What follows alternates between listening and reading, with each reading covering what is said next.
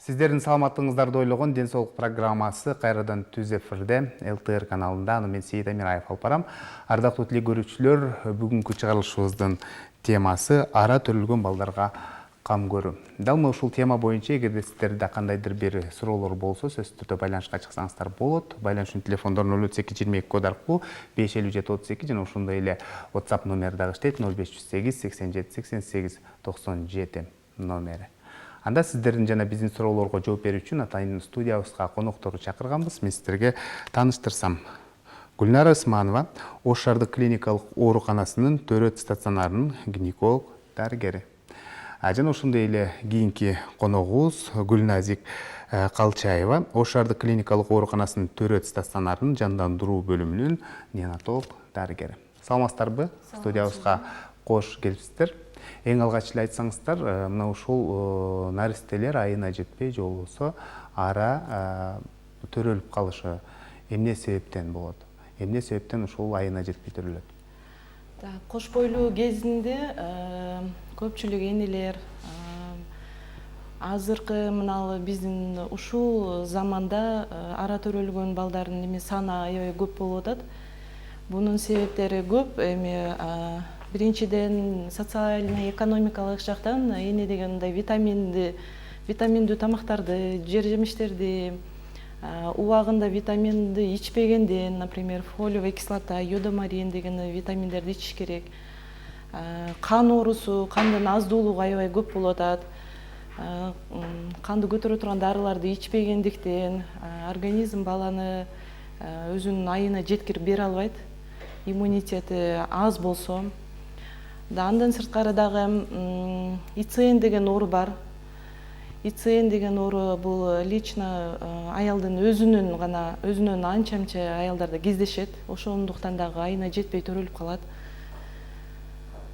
Ошол себептери көп бунун. Ошол менин коллегама дагы кошулуп кетем. Ошондон сырткары дагы ошо болочок энелерге айткым келет. Ар бир баланын өзүнүн талап кылган эмелери бар. Ошого боюн качан түйүлдүк болгондон баштап энелер өздөрүн жакшы караганга, өздөрүн жакшы, мисалы үчүн негативный жактардан алысыраак болушун сунуштап кетет элем. Себеби эң көп нерсе ошодон дагы башталат. Жакшы, ара төрөлгөн балдар десе, биз мисалы 6 айлык, 7 айлык болуп төрөлгөн балдар деп түшүнөбүз да. Мына ушундай төрөлгөн балдардын бүт дене мүчөсү толук жетилиптүү. Анан алар мисалы сырткы чөйрөгө келгенде алар жашап кетиш үчүн алардын баардык органдары калыптан бүтүү керек да. Ошол боюнча айтып берсеңиздер. Албетте 13 айлык болгондон кийин 12-13 жумалыкта бул полный адам болуп жаралып бүтөт өзү негизиненчи. Баар жок органдар жаралат, бирок жетилбейт. 5 айлык болуп, 6 айлык төрөлө, 7 айлык төрөлсө дагы органдары бул чоңоюп келаткан мезгили, бирок жетиле элек. Биринчи мезгилде өпкө жетилиш керек. Ара төрөлгөн балдар, мисалы үчүн 7 айлык төрөлүп калса, 8 айлык төрөлүп калса, булардын биринчи проблемасы өпкө маселеси болуп эсептелинет. Өпкө жетиле элек болот. Андайларды төрөлүп калышына биздин көзүбүз жетсе, заранее гормон бар, өпкөнү временно иштете турган. Ал тууралуу кесиптешим айтып берет го.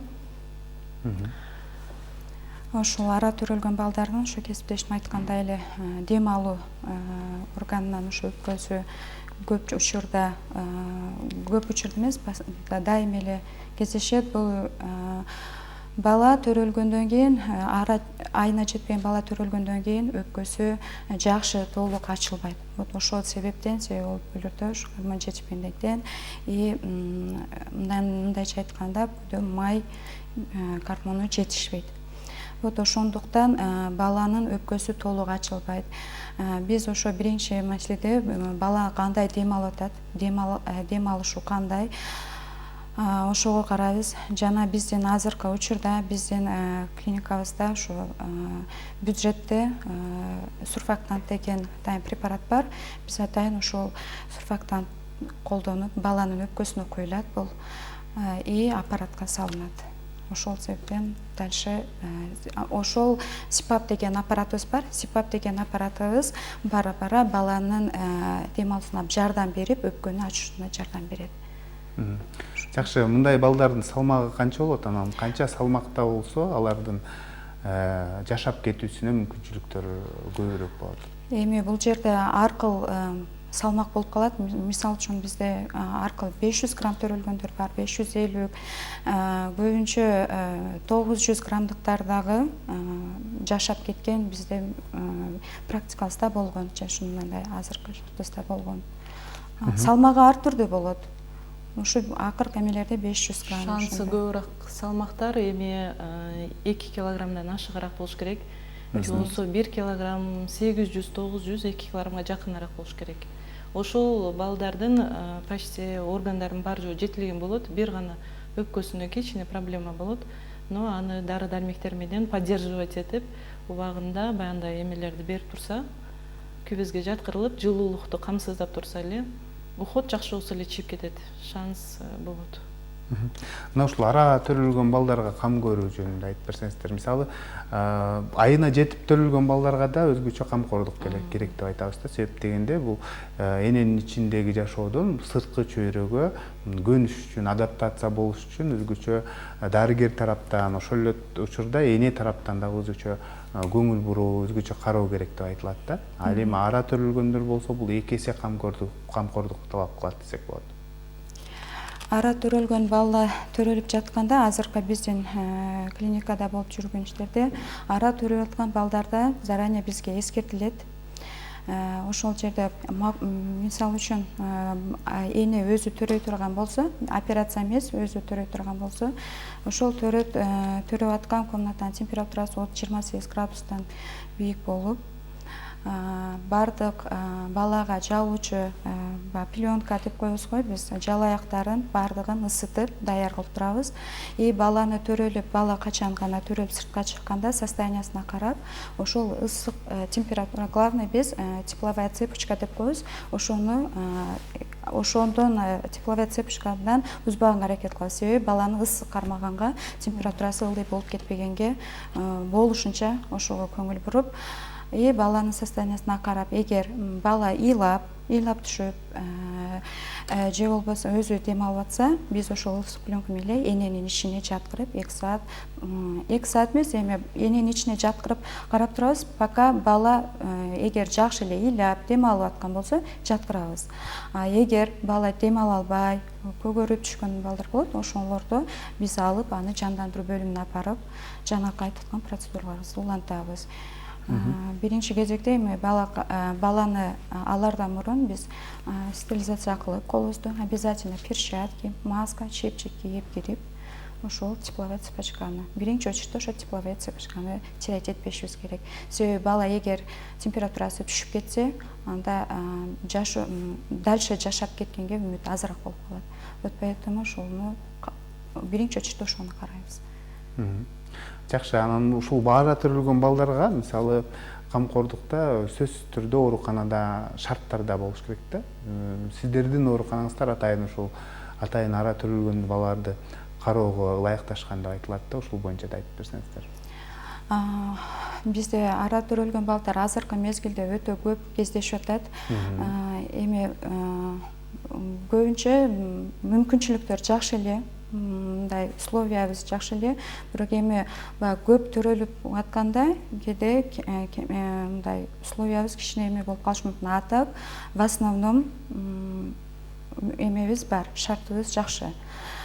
Себеби ошо төрөт залынан эгер ошо тепловая цепочканы жоготпой, биз МРК-лар жандандыруу бөлүмүнө алып барабыз. Ал жерде бизге заранее ошол, то есть недоношенный бала төрөлөт деген үчүн күбөздөрдү заранее жандырып, ысытып, даярдап турабыз. Медсестралар дагы ошого даяр болуп турат.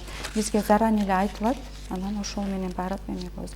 Эми азыр аппаратуралар боюнча ошо аппаратуралар, бизде азыр 2 аппаратура бар, ИВЛ деген, CPAP деген аппараттарыбыз жетиштүү. Бирок эми мүмкүнчүлүк болсо ошо аппаратура болсо дагы деле канчалык көп болсо ошончалык жакшы болот эле. негизи. А так пока эмебизге өзүбүздүн, эгер өзүбүздүн биздин стационарга жараштуу балдар келсе, бизге жетиштүү. Бирок негедир акыркы күндөрү көп төрөлүп жатат.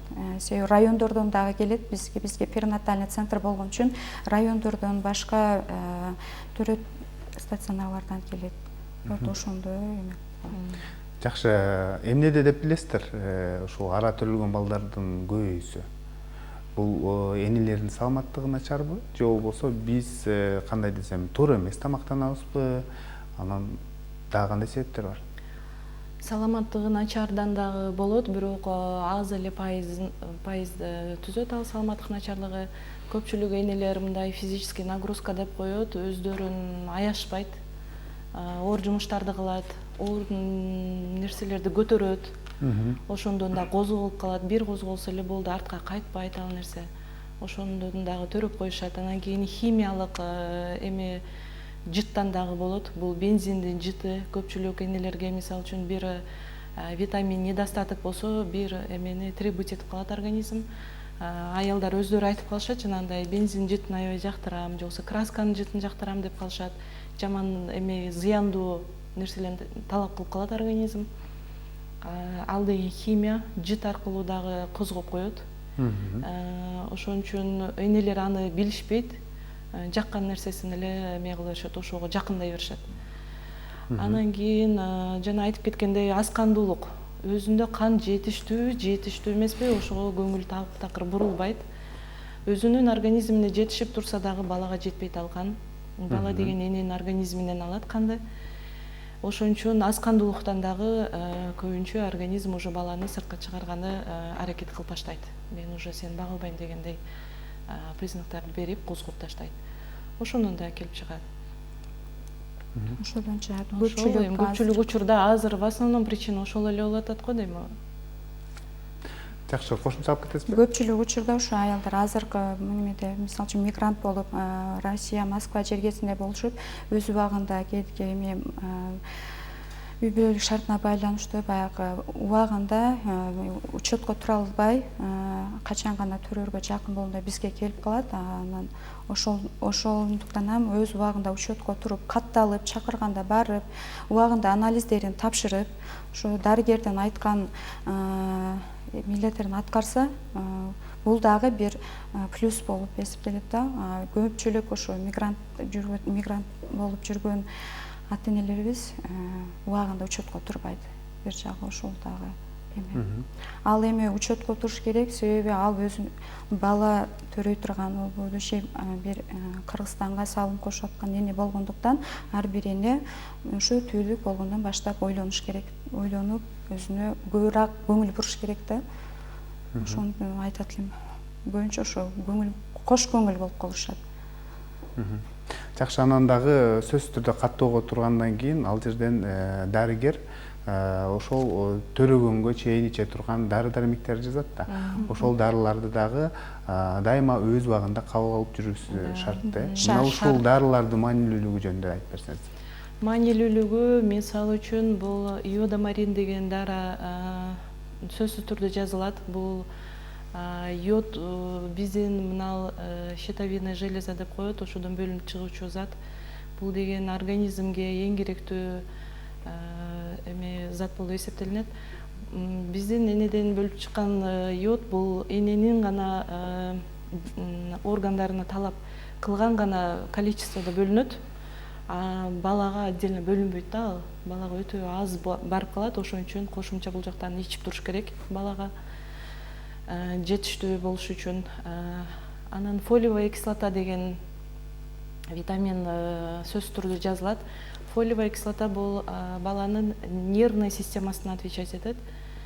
Нервный система аябай жакшы калыптанат. Бул деген бала жетилип, өзүнүн кырк жумалыгын толтуруп, козголбой төрөлүшүнүн бир себепкери болот. Бала төрөлгөндөн кийин дагы азыркы мисалы үчүн окуу мезгилинде балдар мисалы үчүн окуса түшүнбөй, 2-ге 3-кө окуган балдар бар го, ошонун дагы ролун ошол мезгилде дагы ролу чоң болот. Успешный бала болот. нервный система жакшы жаралган болсо бул деген ийгиликтүү, будущем ийгиликтүү адам деп эсептесек болот. Ошону көпчүлүк кош бойлуу аялдарыбыз ичпей коюп атат. Буну төрөгөнгө чейин ичсе жакшы өзү. Көбүнчө 3 айлык, 4 айлыкка чейин эле жазылат. Но төрөгөнгө чейин бир таблеткадан ичип турса, бул деген аябай жакшы витамин бул. Витаминдин зыяндуу жагы жок. Анан кийин 3-чү таблетка бул ошол кандын дарысы, кандын дарысындагы төрөгүчө бир таблеткадан ичип туруш керек. Независимо кан нормальный болгон учурда дагы ичип туруш керек. Себептен бала чоңойгон сайын кан азаят. Кан азайып кете берет. Мен гемоглобиним жакшы чыкты, 100 чыкты, 120 чыкты деп токтотуп коюшат. Болду, токтогон боюнча кете беришет. Анан 1 ай, 2 ай өтүп кетет, тапшырса эле 80-90 чыгып калат.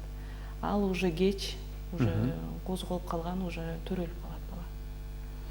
Жакшы, жогоруда айттыңыздар, негизинен бул ара төрөлгөндө балдар көбүнесе ушул аппараттарга жаткырылат деп айтып калдыңыздар. Анын дене табынын температурасы өзгөчө маанеге деп айттыңыздар, үшүп калбаш керек. Ошол эле учурда температура да көтөрүлүп кетпеш керек деп айттыңыздар. Анан ошол эле учурда булар бала төрөлгөндөн кийин эле баягы эненин көкүрөгүнө жаткырып, анан ууз сүтүн сөзсүз түрдө эмиш керек деп айтасыздар да. Бул ара төрөлгөн балдар өздөрү эме алабы ошол энесин, же болбосо кандай азыктандырасыздар? Эми биринчи ара төрөлүп калса, бул 1,5 килограммдык, 2 килограммдык бала болсо төрөлөрү менен биринчи состояниясын баалап алабыз. Эненин үстүндө 2 саат жаткырылыш керек. Ошол жаткырганга мүмкүнчүлүк барбы жокпу, биз неонатолог врачыбызды чакырып алабыз родко. Ал келип баланы баалап берет. Жаткызса болот дейт, же болбосо жаткызса болбогон балдарды реанимация жандандыруу бөлүмүнө алып кетишет. Эне сүтүн, биринчи ууз сүтүн алар эме алышпайт. Аны биз качан өздөрү уже балага тамак бериш керек болгондо, өздөрү кичине тамак сурап калганда или аны түшүндүрүп айтып берет го, биз энелерди сүтүн саап бер дейбиз. Саап, шприцтин эмесине, көлөмүнө карап 5 грамм, 10 грамм кылып саап жандандыруу бөлүмүнө алып барып беришет.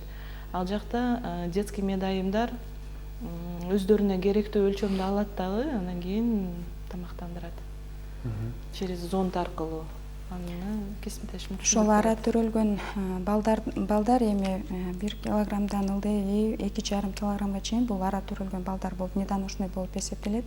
Эгерде бала эми азыр эм албаган, эми недоношный, мисалы үчүн 1 килограмм 200, 1,5 килограмм бала төрөлсө, ал, конечно, бала эненин үстүндө жатып эм албайт. Аны биз ошол температураны калыптандырып, жандандыруу бөлүмүнө алып барганыбыздан кийин баланы ысык күбөзгө салабыз. Эгер айына жетпеген болсо, сразу эле мамадан, кээ бирки мамалардан сүт чыкпашы мүмкүн да. Ал качан 2 саат баягы род залында жатып, кийин палатага которулгандан кийин анын арасында баланын ошо 4 сааттан кийин тамырлары чыгып баштайт. Биз ага чейин баланы алып келгенден кийин ушундай зонд деген зондубуз бар. Атайын через зонд балага эмзебиз. Баланын сүтүн, ошо эненин сүтүн саап, канча грамм болсо дагы саап алып келип берет. Себеби эң маанилүүсү ошол. Бул ууз сүттү бала ичиш керек обязательно. Ошол ууз сүтүн кээ бирки мамашалар чыкпай атат дейт. 1 грамм болобу, 2 грамм болобу бизге саап чыгып. Эгер саай албаса, биздин атайын медайымдар бар, үйрөтүп, кантип саашты, стерильный шприц берип, стерильный биздин өзүбүздүн флакончиктерибиз бар, ошого саап чыгат. Биз ошол балага өзүнүн размери бар, зондубуз бар, ошо килограммына карап, мисалы үчүн зонддун размерлери 4, 5, 6 деген зондтор бар. Ошону өлчөп, ал оозунан кулагына келтирип, желудок аппарат, анан оозуна салгандан кийин баягы фиксациялык көз, ошол зонд аркылуу шприц менен балага мисалы үчүн биринчи келгенде биз 2-3 грамм беребиз, ал себеби чтоб желудок усваиваемости кандай болуп атат, ошол ууз сүттү бергенге аракет кылабыз. Ошондой кылып берип, балага биринчи ууз сүтүн беребиз обязательно. Анан айтсаңыздар, негизи мына ушул ара төрөлгөн балдарга ошол канча убакыт ошол ооруканада кармайсыздар, анан канча убакыт сиздердин көзөмөлүңүздөрдө болот? Анан мындай да суроо келиптир да, ушул ара төрөлгөн бала дейт, канча убакыттан кийин ошол кадимки эле башка наристелердей болуп, мисалы баардык нерсени өзү кабыл алып, өзү эмип ушундай болуп кетет дейт, өзүнчө болуп деген суроо калтырды да. Азыр мен өзүбүздүн ушу практикада болуп жүргөнү мен айтсам, өзү бала канча убакта жатат деп башында эле ата энелери келип айтат да, бул канча күн жатат дейт. Эми аны эч ким эметпейт, бирок өз по состоянию. Каждый день динамикасына карап биз ата энесине айтабыз. Мисалы үчүн ушу 1,5 килограммдык бала төрөлүп, ол жакшы дем алган үчүн биз ошо сипап деген аппаратыбызга салсак, ал возможно ал өзү 3 күн, 5 күн жатып калышы мүмкүн да. Бирок ошо аппаратта жаткан мезгилинде эле биз питание кыла беребиз. Если балага 5 грамм эми мисалы үчүн биз 3 грамм, 4 грамм алып чыгып бер деп эметсек, ушуга эле тоебу деген суроолор болот. Бирок ал баланы дагы ал уу сүттөн сырткары кан тамыр аркылуу дагы питание алат да. Питание болот дагы, чтоб эми весин да терять этпеш үчүн, и иммунитет түшүп кетпеш үчүн дагы. И состояниясына карайбыз ол баланын. Эми ара төрөлгөн бала жөндөн жөн эрте төрөлүп калбайт, анын анализдерин көрөбүз, состояниясын көрүп, анан кийин гана айта алабыз, мынанча күнгө чейин жатат деп. Ошо күн сайын динамикасын көрүп, анан айтабыз. Өзү эмип кеткен балдар болот. Мисалы үчүн айтып атпайбы, мен ошо зондду эле беребиз. Зондду беребиз. Анан бала уже 5-6 күндөн кийин кээ бирки болот, уже зондду түртүп баштайт да, моундай тили менен түртүп, зондду же болбосо тили менен сора баштайт. Это уже балада рефлекс пайда болгон, эмүү сезим рефлекстери пайда болгондон. Ошондо кээде эмес, ушул эмеде шприц менен берип көрөбүз. Кээде шприц менен бала соргула баштайт. И ошол эле учурда биз мамага жаткырып, зондду менен эле көкүрөгүнгө салып көр дейбиз. Бала издеп баштайт да, көкүрөктүн жытына жыттаганда издей баштайт. Ал, конечно, сорбосо дагы тилин тийгизип, уже анын башына уже сигнал барат да, сен азыктана турган же сен эме турган, эме болуп деп. И ошентип күндөн күнгө постепенно болуп эмип кетишет. Ошондой учур менен кетишет. Бирок эч ким айта албайт, мынанча күндө сенин балаң реанимациядан чыгып кетет. Ал только по состоянию, каждый день. Баланын абалына карап, ден соолугуна карап айтылат.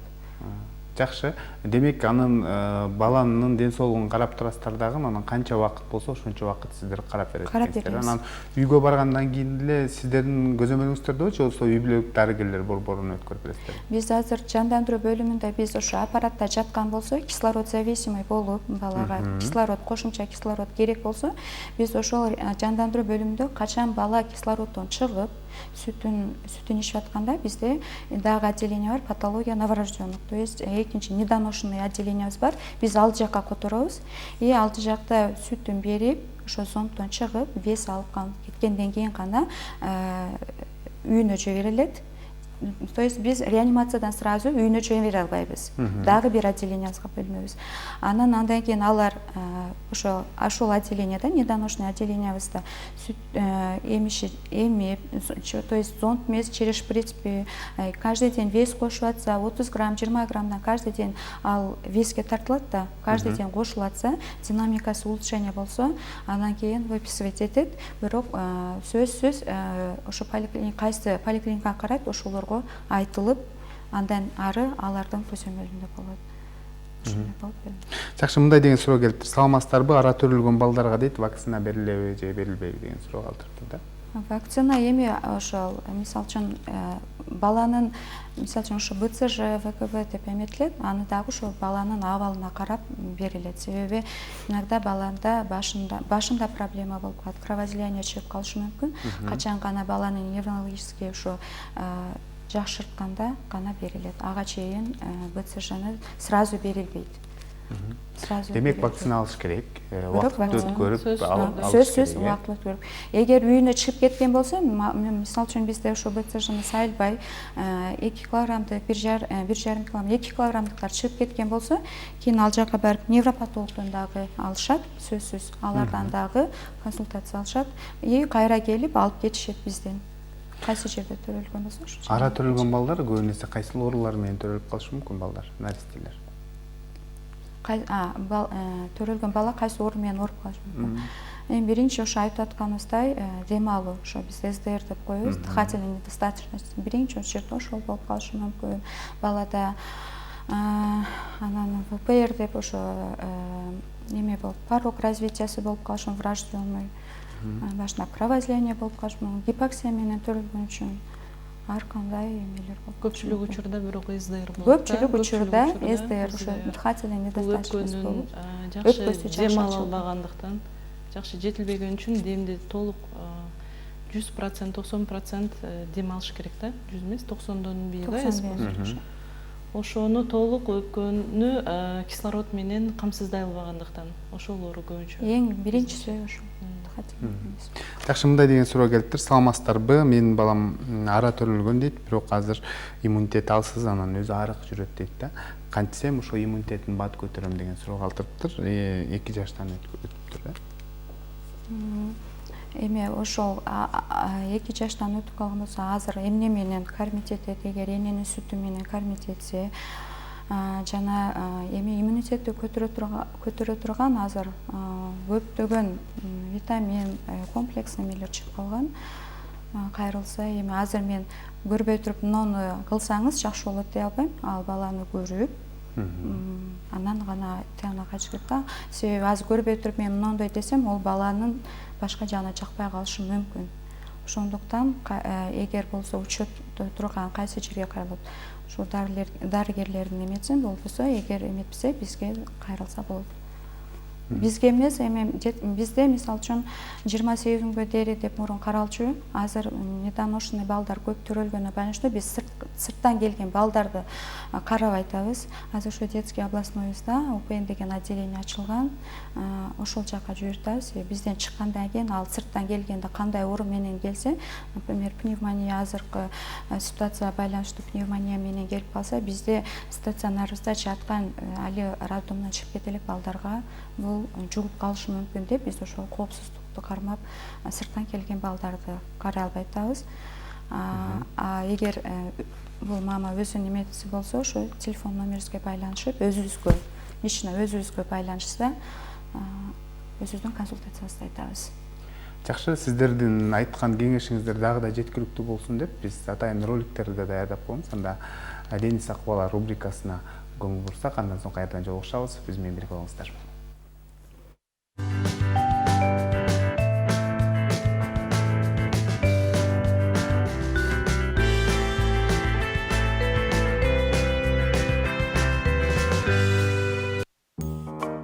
Кыргызстан мээримдүү адамдар жашаган кооз өлкө.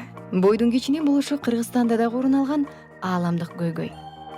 Бойдун кыскалыгы аныкталышы өтө кыйын болгон өнөкөт жетишсиз тамактануунун жыйынтыгы. Кыргызстанда ар бир 5-чи бала жетиштүү тамактанбайт. Бул биздин өлкөнүн ар бир бурчундагы жетишсиз дагы, ошондой эле жетиштүү дагы жашаган үй бүлөлөрдө болуп жатат. Бойдун кичине болушу баланын нормалдуу өсүү өнүгүүсүнө тоскоол болот. Бала өзүнүн физикалык жана акыл эс потенциалын толугу менен ишке ашыра албайт.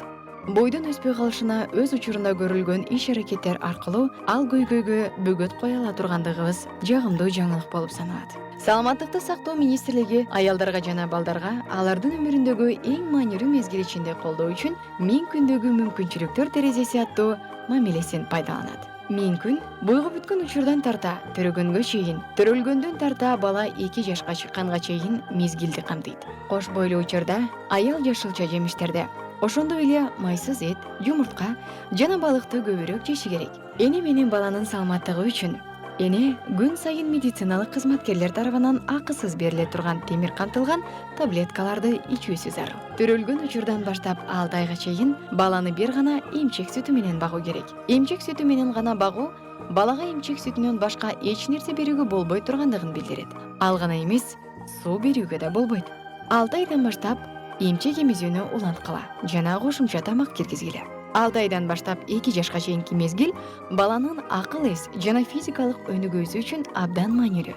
Ушул мезгил ичиндеги толук баалуу эмес тамактануу 2 жаштан кийин ордуна келтирүү мүмкүн болбогон бойдун өспөй калышына алып келиши ыктымал. Бала өзүнүн мүмкүнчүлүктөрүн ачышы үчүн ушул мезгил аралыгында баланын толук баалуу тамактануусун камсыздоо абдан маанилүү. Балага бир күндүн ичинде жетишерлик көлөмдөгү тамак берүү абдан маанилүү. Баланы тез-тезден жана кичине өлүштөр менен тамактандыргыла. Организм азыктар менен биргеликте зарыл болгон аш болумдуу заттар А жана С витамини, темир жана цинк алып турушу үчүн эненин дагы, баланын дагы тамактануу рациону түрлүү болууга жана күн сайын ар кандай азыктарды камтууга тийиш. Бул баланын дене бой жана акыл эс жактан өнүгүүсүнө көмөктөшөт. Балдардын рационунан зыяндуу азыктарды алып салгыла. Ошондой эле туздуу, майлуу жана таттуу тамактардан чектегиле. Туура тамактануу көп тамак жегенди билдирбейт. Туура тамактануу тең салмактанган рационду түшүндүрөт. 1000 күн баланын дене бой жана акыл эс жактан өнүгүүсү үчүн абдан маанилүү мезгил. 1000 күн ичиндеги туура эмес тамактануу өмүр бою ордуна келгис кесепеттерге, физикалык кемчиликтерге, ден соолуктагы көйгөйлөргө жана ашыкча салмакка алып келиши ыктымал.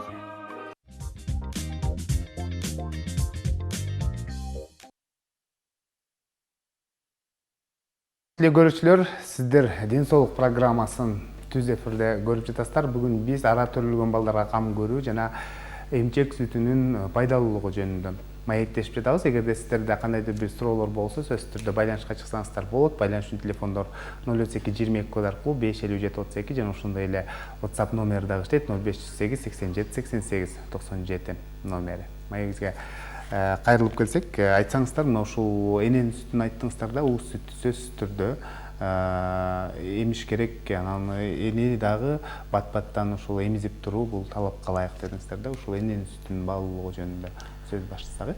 Эне сүтүнүн баалуулугу биринчи 3 күндө бул уус сүт чыгат. Уус сүт бул көп деле чыкпайт, бул 1 тамчы 2 тамчы болуп чыгат. Бунун баалуулугу, бунун составында аябай көп витаминдер бар. Биздин окумуштуулар тарабынан даже изилденип бүтпөгөн бул. Эң эмеси керектүү бул витамин А 95%-ын түзөт. Бул деген баланын биринчиден көрүүсүн, түстөрдү ажыратуусун, ошолорго жардам берген витаминдер өтө көп камтылган. Ошон үчүн биринчи уус сүтү сөзсүз түрдө эмизүүгө, бат-баттан эмизүүгө шарт. Эмне үчүн бат-баттан? Бул деген эмчекте көп болсо бир 2 грамм же 5 грамм эле, 5 граммга жетпейм, бир 2-3 грамм эле чыгат бул.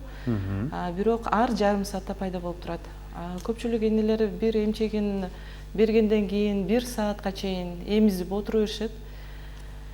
Эмизип аткан убакта ал түгөнөт, кайра жаралбайт да, анын өзүнүн убактысы болот. Ар жарым саатта жаралып турат. Ошон үчүн жаңы төрөгөн, туңгуч төрөгөн биринчи төрөт энелерге айтып кетет элем. Эмчек эмизгенде, биринчи уус сүттү эмизгенде бир көкүрөктү бир 10 мүнөткө жакын, экинчи көкүрөктү да 10 мүнөткө жакын эмизип коюш керек. Эмне үчүн биринчи төрөлгөндө 2 саат алдына жаткырабыз. Ошол уус сүттү жарым сааттан кийин биринчиден болуп уус сүт эмет. Бунун пайдалуусу илгери биздин апаларыбыз төрөгөн мезгилде мынтип 2 саат жаткырылган эмес да, балдарды жуунтуруп, тарантырып, ороп, өзүнүн комната малюток деген балдардын бөлмөсү болгон, ошол жака алып кетишчү эле. Энелер өздөрү калышчу эле. Жарым сааттын ичинде эч качан бала эмген эмес. Качан алардын өзүнүн нормасы болгон, ар 3 саатта келип эмизип кетишкен. Эне бала ажыраган ал мезгилдечи 7 күн роддомдо жатса, 7 күн бирин-бирин көрбөй жатышкан алар. 3 сааттыкка гана, ар 3 саатта келип эмиздирип, кайра алып кетишчү эле. Бирок ошол мезгилдерде энелердин кан кетүү оорулары аябай көп болгон. Кан кетип, кан токтогон учурларда эне сакталып калган, токтобогон учурларда энелерди жоготуп алган мезгилдер аябай көп болгон. Балдардын деле ошондой бала алмашуусу, эми ал мезгилдерде деле роботтор иштеген эмес, адамдар иштеген. Баланы көтөрүп баратканда баягы жыгытып алган учурлар болгон. Балдардын мына эмесин не деп коет эле жагындай аты жөнүн, энесинин аты жөнүн жазып, баланын немесине байлап коюшат. Ошолорун жоготуп алып балдар бирка. балдарды алмаштырып алган учурлар аябай көп болгон. Ошолорду бүт окумуштуулар изилдеп көрүп, ушул көйгөйдү кантип жок кылсак болот деп көпчүлүк ученый профессорлор биригишип совместное пребывание дегенди ойлоп табышкан ананчы. 1991 жылдары уже совместное пребывание болуп, эне менен баланы ажыратпагыла деген эмени келтирип чыккан. Көрсө, эне менен баланы ажыратканда эне төрөгөндөн кийин жатып алып ойлонот экен. Эмне үчүн баламды бирөө жыгытып койбоду экен, балам алмашып калбады экен, уул төрөдүмбү, кыз төрөдүмбү деп ойлонуп жатып, баягы энедин кан кете баштайт экен да, бул нервный стресс деп коет, уже төрөгөндө эле покой эмес да. Куттум ошондой эле балада да стресс болот экен, өзүнө жарашыктуу стресси болот экен баланын. Бала дагы ойлонот экен. Бала деген жаралгандан баштап төрөлгөнгө чейин бул организмде самый шумный орган бул жүрөк деп эсептелинет. Ошол жүрөктүн согушун бир точка, бир клеткадан жаралгандан баштап жетилгенге чейин жүрөктүн согушун угуп чоңоет да. Бул баланын колокольчиги деп эсептелинет. Бала төрөлгөндө ал колокольчигин жоготуп алат. Любой эле адам үйүнөн жоголгондо паникага түшөт, ыйлайт, издейт. Кутта ошондой эле баланын өзүнө жарашыктуу ою болот. Үйүмдөн жоголуп кеттим, каякка барып калдым, эмне болду деп стресске түшөт экен бала дагы. Көп ыйлак болуп калат экен. Совместное пребыванияда бул деген эне менен баланы ажыратпаганда төрөлөрү менен эненин көкүрөгүнө жаткырып коет. Бала деген бир кыйкырып ыйлап алгандан кийин кайра көкүрөктө эненин жүрөгүн угуп жатып калат. Кайра эле баягы шумду угупчу. Бала успокоится, өзүнө келип, кайра унчукпай жатып калат. Эне дагы бул жерде эмоционально спокойный болуп калат. Баласын бирөө жыгытып койгон жок, бирөө алмаштырып койгон жок. Энеде деген гормоны счастья бөлүнүп чыгат ошол мезгилдерде. Аябай башкача бир бакытка бөлүнөт. Бул жерде уже кан кетүүнүн абсолютно бир эмеси жоголот. Пайызы өтө тез түшөт ужечи. Дагы бир эмесини изилдеп чыгышты. Бул деген ымыркайлары, төрөлөрү менен эле ар кандай оорулар менен ооруп калат. Көбүнчө бул кожа оорулары менен ооруп, анын же дарысын таппай, дары берсе айыкпай, аябай көп балдар ооруган. Көрсө, бул деген мисалы үчүн ар бир адамдын өзүнүн микробу болот, инфекциясы болот. Баланы алып мисалы үчүн башка медайым кармалап, ошол уход кылып, көп жуунтуруп, кайра пеленать эткенде, ошол медайымдын микробтору жугуп калат экен балага. Себептен бала төрөлгөндө бул деген стерильный болуп төрөлөт, бала абсолютно таптаза, иммунитети жок, бир микробу жок төрөлөт да. Аны кайсыл адам көбүрөөк кармаса, ошол адамдын денесиндеги микробтору уже курчап калат баланычы. Ошон үчүн анын уже вакцинасы жок да. Вакцина деп бул ууз сүттүн биринчи тамчысы вакцина деп эсептелинет. Ошон үчүн баланы алып эле өзүнүн энесинин денесине жаткырылат. Өзүнүн энесинин денесиндеги микробтор пусть ошо өзүнүн баласын курчап калсын дейт. Анан биринчи вакцина болуп, ошол жарым сааттан кийин бала тамак издеп баштайт, эмчек издеп, эмчектин жытын издеп баштайт. Эмчекти эмип, биринчи тамчы ууз сүт бул вакцина болуп эсептелинет. Бул эненин иммунитетинин бир бөлүгү да ужечи балага өзүнүн иммунитетин через ууз сүт аркылуу уже бере баштайт. Эне деген ол микробторго өзү оорубайт, себептен өзүндө иммунитет бар. Кутта ошондой эле өзүнүн микробторун балага жугузат и өзүнүн эмчек сүтү менен иммунитетин бергенде бала деген андай оору менен уже оорубайт. Бул ууз сүт өтө күчтүү нерсе. Аябай витаминдерге, минералдарга, белокторго и антителага бай сүт, ууз сүт. Ошон үчүн бул 3 эле күндүк болот. 3 күндө ошону максимально берип калыш керек балага. Жакшы. Баланы канча убакыт эмизиш керек бир күндө канча маал эмизиш керек, канча жолу? Мисалы, кээ бирлер айтат, мисалы, ар 3 саатта деп айтышат. Кээ бирлер айтат, мисалы, ыйлаганда деп айтышат да. Сиздер дарыгер катары эмне дейт элеңиз? Дарыгер катары бул баланы ар 3 саатта эмизилүүчү приказ болгон. Бирок ал жок азыр. Илгери ошондой айтып кеткендей, Союз мезгилинде ар 3 саатта эмиздирилчү азыр ал нерсе жоюлган. Баланын талап кылган учурларда берилиш керек. Бул деген суткасына 15 жолу, 20 жолу ыйлаганда, издегенде бере бериш керек. Түнү менен болсо дагы, күнү менен болсо дагы тажабай өзүнүн мээримин төгүп берсе деген сүт аябай көп чыгат. Анан кийин кээ бир энелер уйкусун кызганып, көпчүлүк учурда эме кылып андай малюткаларды эле даярдап берип коюшат. Канчалык эмчекте эмизбесе, эмчекке сүт өтө көп болуп толуп кетсе, сүт азая баштайт. Бул деген баюусун неме белгиси болот. Байый баштайт, сүт азайып, уже жук болуунун аракетин кыла баштайт да. Ошон үчүн канчалык көп эмизсе, ошончолук көп сүт пайда боло берет. Жакшы, анан өзүбүз эмизүүнүн дагы өзүнүн жолдору болот деп айтат да. Кантип эмизиш керек балага, кандай эмизсе туура болот дегендей да. Кээ бирлер айтат, балам эме албай атат, жакшы же болбосо сүтүм келбей атат деп да айтат да. Ушул эмизүүдөн дагы өзүнчө көз карандыбы? Эмизүүдөн дагы көз каранды. Бул деген правильное прикладывание дейт. Азыр даже 4-төрөш, 5-төрөш болсо да жакшы эмиз албаган энелер бар экен. Биринчи туңгуч төрөгөн энелерди айтпай эле коелу, алар го билбейт.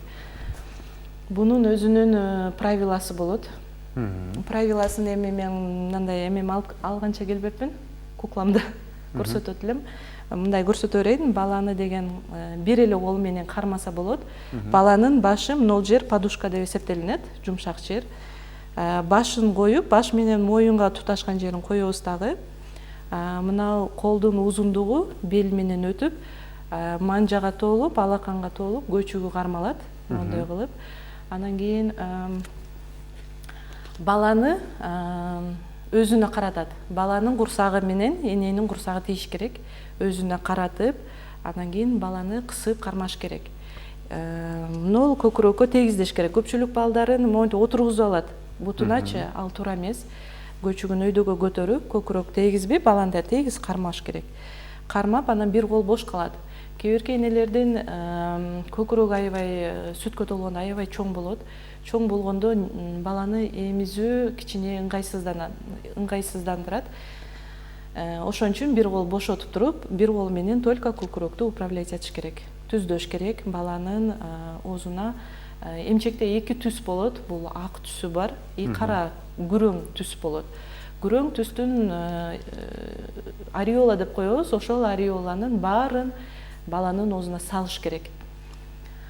Салгандан кийин баланын эки бети жана мурдунун учу бул көкүрөккө тийип туруш керек. Бала деген мындай аябай с удовольствием эмиш керек да. Көпчүлүк энелерибиз эмчектин учун эле салып коюшат. Ошон үчүн эмчектин жарылуусун алып келет көпчүлүк учурда.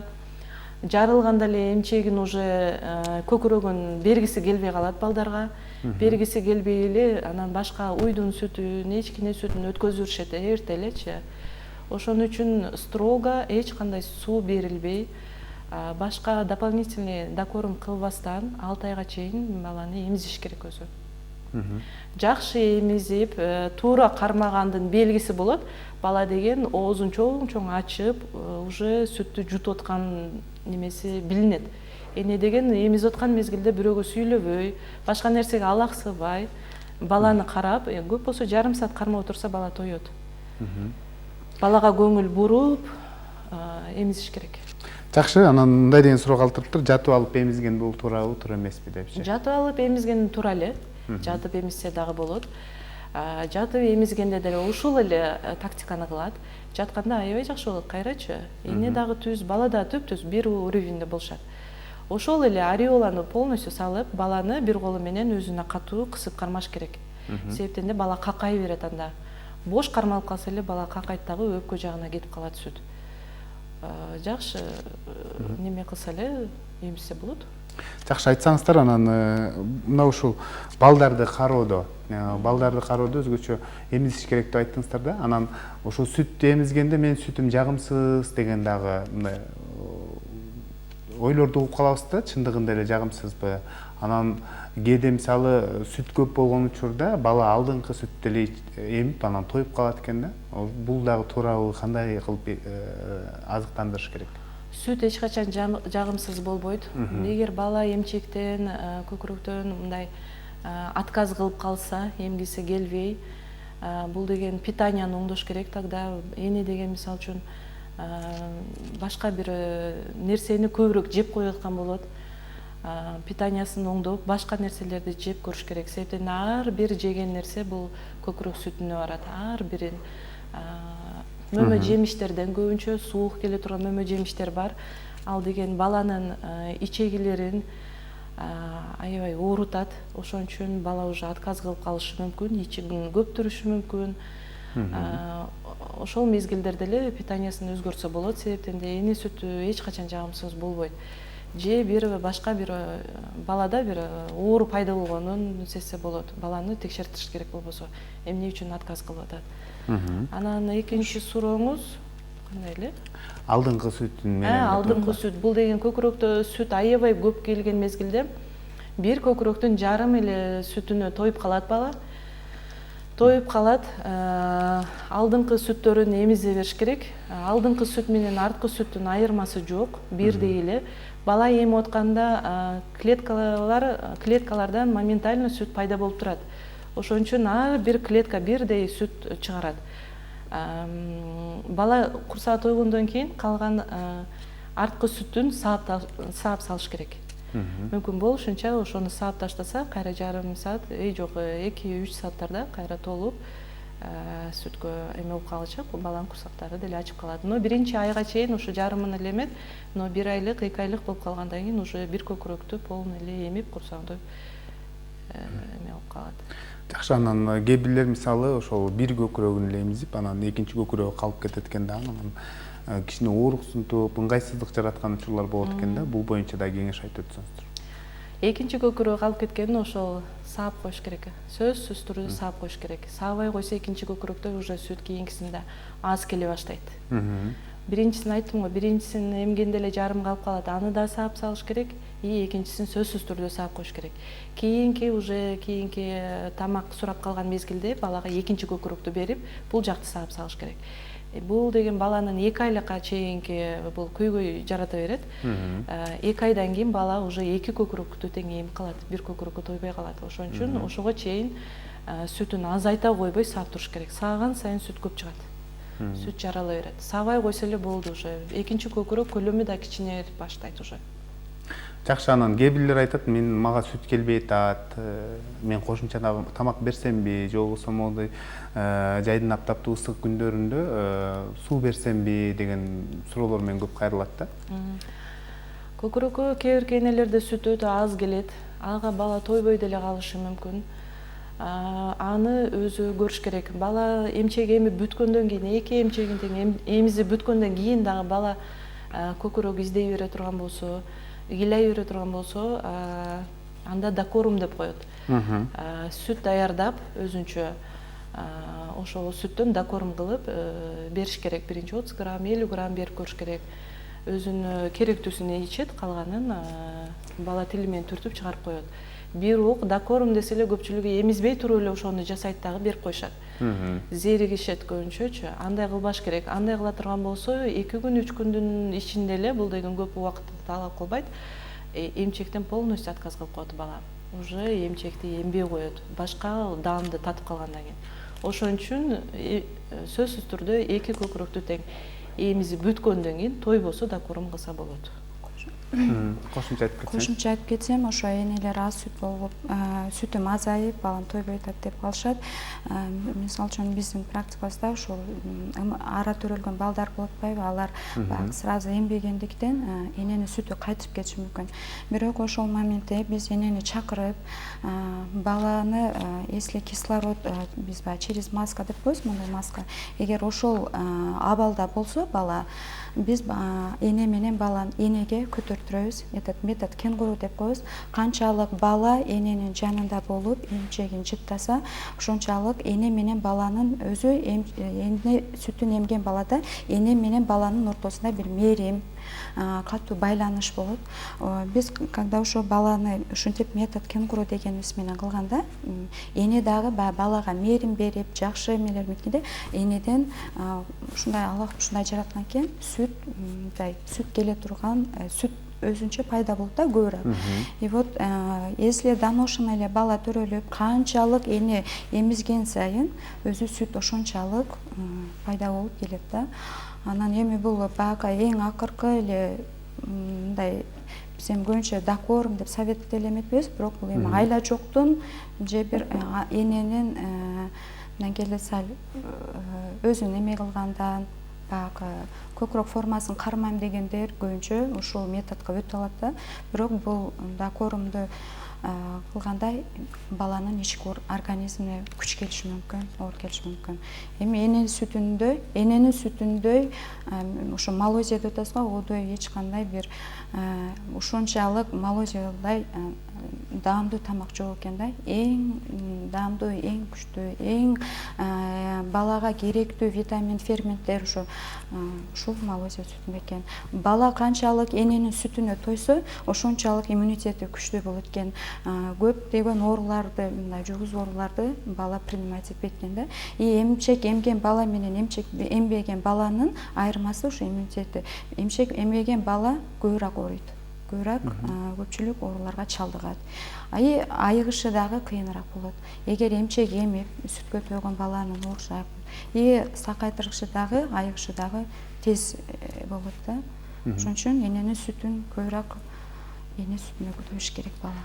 Жакшы. Бул баланы эмизүү эненин саламаттыгына да өзгөчө пайдалуу деп айтылат да. Ушул боюнча айтып берсеңиз. Баланы эмизүү энеге кандай пайда? Бул деген биринчи ошол төрөттөн кийин бул матка деп коебуз, ошол жыйрылышына аябай чоң пайда тиет. Себеп дегенде эмчек эмизгенде окситоцин деген гормон бөлүнүп чыгат энеден. Ошол жатындын жыйрылышына чоң пайда келтирет. Экинчиден бул рак ооруларынан сактайт, тукум яичниктин рагынан сактайт, кан кетүүнүн алдын алат. Анан үчүнчүдөн мастит ооруларынан алыстайт. Мастит, көкүрөк бездери уже чоңоюп же пайда болуп баштаганда көпчүлүгүндө маммологдор деле сунуштап калат, төрөгөндөн кийин эмизишин керек деп калат. Эң чоң көйгөй бул ошол көкүрөк рагынын алдын алат. Аны мүмкүн болушунча энелерге кеңеш берет элем. 2 жашка чейин толук эмизгиле. 2 жаштан кийин ал өзүңөрдүн каалооңор 3 жаш, 4 жашка чейин эмизсе болот. Көкүрөк рагынын алдын алат ал деген. Женский бүт органдардын жаман кооптуу ооруларынын да алдын алат. Бекеринен айтылган эмес ал нерсечи. Кошумча салмак кошкондон сактайт. Ошонча толуп кетишет. Кайрадан пландаштырылбаган кош бойлуулуктун алдын алат. Кош бойлуу болуп калбаштыгын алдын алат. Эч кандай сактанбай эле баланы эмизе берсе, өзүнүн талабына жарашыктуу эмизе берсе эле кош бойлуулуктун дагы сактайт. Жакшы, айтсаңыздар, анан мисалы бала наристе төрөлгөндө, мисалы 40 күнгө чейин, 2 айга чейин уктайт деп айтышат да. Анан кээ бирлер бизге мисалы суроолор да келиптир, ушул мисалы балам уктап атат, көп ыйлайт деп айтат да. Эмне себептен ал курсак ачканда эле ыйлайбы же кандайдыр бир кооптуу оорулардын белгилери да болушу мүмкүнбү? Эми курсак ачса деле ыйлайт балачы, бирок ону дагы караш керек да, кайсы жактан может башка жери дагы оорутуп, беспокоить этип атышы мүмкүн. Мисалы үчүн бизде ошо төрөлгөндөн доношный жакшы, баарда жакшы төрөлгөн балдарды деле подко киргенде айтабыз, балам ыйлап атат, же курсагы тойбойт атабы, же ичи ооруп атат, монтип атат деп айтып калат. Бирок баланы ошо эне дагы бала эмне үчүн ыйлап атканын ыйлап атса, баягы алып алыш эле монтип силкилдетип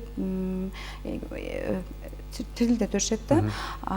Баланы дагы айтабыз, баланы дагы ачып көргүлө. Возможно, ачып көргөндөн кийин баланы жыңалаштап көргөндөн кийин билинет. Балким ошол эле, мисалы үчүн бизде төрөлүү эле жаңы кийим кийилет да, может ошол кийимдин дагы бир эмеси сайып калышы мүмкүн. Бир жери же нюто болуп, мындай беспокоить этиши мүмкүн. Ал только ачыкка калганда эле бала беспокойный болуп илебайт негизичи. Аны дагы башка себептери болуп калышы мүмкүн. Бирок көбүнчө эгер курсак ачса дагы бала беспокойный болуп ыйлайт, бирок ал башкача нетет. Эгер бир жери ооруп аткан болсо, баланын дагы ыйласы башкача болот да. Курсагын аны сөзсүз баланы көрүп обследовать этип коюш керек, сөзсүз. Жакшы, анан айтсаңыздар, негизи мына ушул кошумча тамак бербеш керек деп айттыңыздар, суу дагы бергенге болот. Күн ысык болсо деле суу бербей койгон боюш. Себеби эненин сүтүнүн составында суу бар да. 90% сүт. Бирок кээ бир мамлекеттерде берилет экен да суу, бул нерсе. Жок, 90% суу болот. Себептен де бул суу өзүнчө бир түтүкчөдөн чыгат. Ар эмген сайын, мисалы үчүн бала жаңы төрөлгөндө бул ашказанына 10 грамм, 20 грамм гана сүт батат. Ал 20 граммдын эле 10 граммы суу болуп эсептелинет. Калган 10 граммы витамин, минерал, белоктор болот.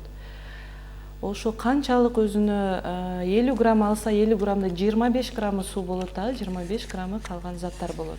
Ошон үчүн 6 айга чейин биз суу бергенди сунуштабайбыз. Себептен де суу деген бул ашыкча суу берип алсак, бул башка органдары аны иштеп чыгуусуна жанагындай мындай оору келтирет, оор келет да балагачы.